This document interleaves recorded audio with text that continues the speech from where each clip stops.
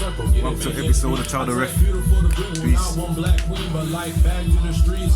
I want to, you know what I'm saying? I want to record something. I just want to try my hand in it, see if I'm good, see if I like it. And I walked in, the first session we did, he, like I did the rap or whatever, and he was like, it's good, but here's what you need to work on. Okay. And then like the next like 2 or 3 times, I would always come back better and always come back better and always come back better. Till it got to a point to where like he just kind of stopped giving me advice. And I was like, oh damn, like I'm probably not that good, or like he probably just got tired of telling me. He's like, nah, bro, I stopped giving you advice because you didn't need it anymore. Like everything that I was like, yo, work on. Every time that we came back, you came back. It was straight, man. Yeah, man. But yeah, my hip hop influences now, it varies, man. It really varies because I kind of have a better understanding of what hip hop is, how it originated, you know, and the people that have influenced it fucking died over it. You know what I'm saying? So I would say as far back as like people like Big Pun, obviously Tupac, obviously Biggie, obviously, you know, people that ran it, like people that started it, DJ Cool Herc, you know what I'm saying? KR's one of the big ones. He's the main one. Yeah, he's a big one. Rakim, you got Daddy Kane. Daddy Kane. Dudes like that, obviously come with the influence of what hip hop, you know, was. And I would say now, people like Eminem, people like J. Cole, Kendrick, people like Drake, influence me. People like Kyle. There's an older rapper named Chubb Rock. I like Chubb Rock. I like man with the plan. Yeah, man. I listen to a lot of those dudes. I'm just like, man, people like, I don't know, man. People have been doing it a certain way for a certain amount of time, but at the same time, it's different. It's different. Still. I think. Sorry to call you. I think back in them days, I think it was more MC, more. It was more raw. More lyricist. Yeah. More lyricist. More raw. Yeah, for sure. Plus, they're speaking about cause as well. At the same time, because they had to. That's speak about the cause. They had to, because if not, they'd explode. It's more rap now. Oh no, I'm saying back then though. Back then they had to. But now. But now it's just more rap. Just rap about whatever. I feel like now it's more corporate because you know because back then people wasn't making money off of. That's true. Like how it is now. It's more of an industry. That's true. You know, it took over.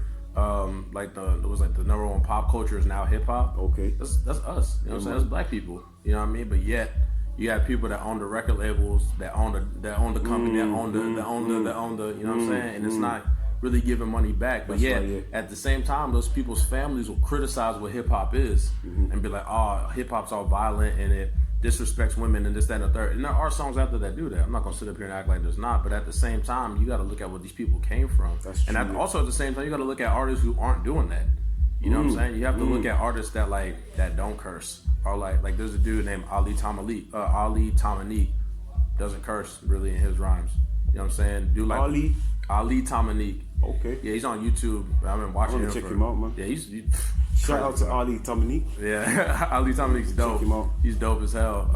Lecrae, he's a Christian rapper. Okay, yeah. He's fire though. You know what I'm saying? I'm not a Christian, but I still listen to his stuff. Listen, content is content, man. Yeah, real. Like, seriously, and if you ain't got nothing conscious or righteous or something way down your lines to say, then for me, you know, it's not, I ain't picking you up too much. You know what I mean? I like more people that's talking a bit of sense, that's teaching you how to move, how to grow, Montana of 300. Montana 300. Montana of 300 is my favorite rapper by leaps and bounds. There's some rappers that I've never heard of these. This dude, Montana 300, you talking about teaching, like he always taught, like he's like Socrates meets Eminem plus Lil Wayne, like sick. Dude is crazy with the bars, fam. Crazy with the bars. Like if I met him in a back alley with a microphone, I'd be like, you got it, bro. Yeah, he's dope. So what's he do? What's he?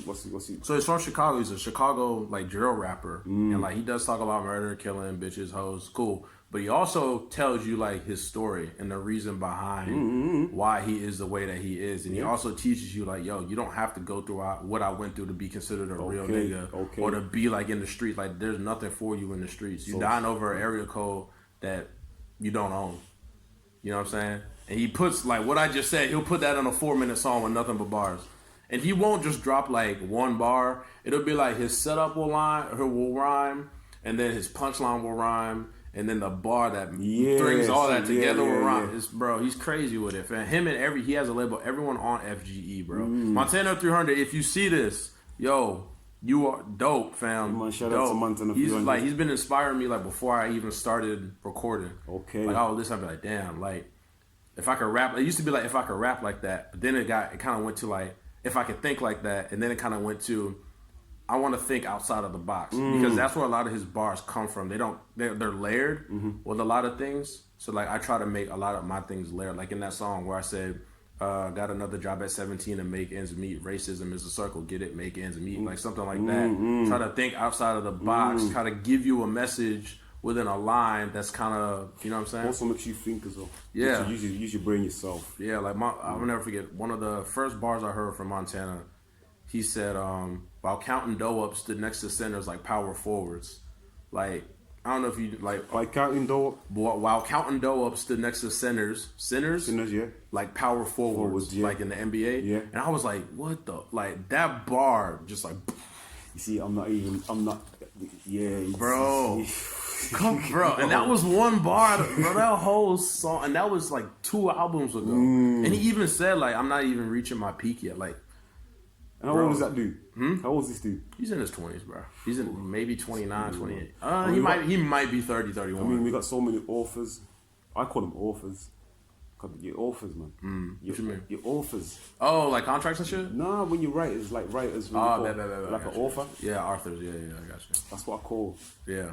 Guys that's telling their stories and the way they break them down and the street poets, man. And street poets. Yeah, man. Street poets, man. But yeah, I would say right now, even when you talk about influence, I try not to let people that I listen to influence me too much because then you start biting rhymes and you start saying shit like that. I didn't hear you mention nobody from the UK. I haven't listened. I have listened to a little bit of grime, but I didn't really start listening to grime until I came over here. I heard what was it? I heard Skepta on A$AP Rocky's song "Praise the Lord," and I was like, "All right, this shit." He had like that DMX out of I was like, "Let me look into it." Skepta's one of the. Yeah. He's one of the ones he's gone out there. He's done his thing. He kept it Skepta. Yeah. That's him. So I listened to a little bit of Skepta. There's another dude. I'm gonna forget his name. I always say he's like a legend though in grime. He like started it. One of the founding fathers, a black dude. Wiley.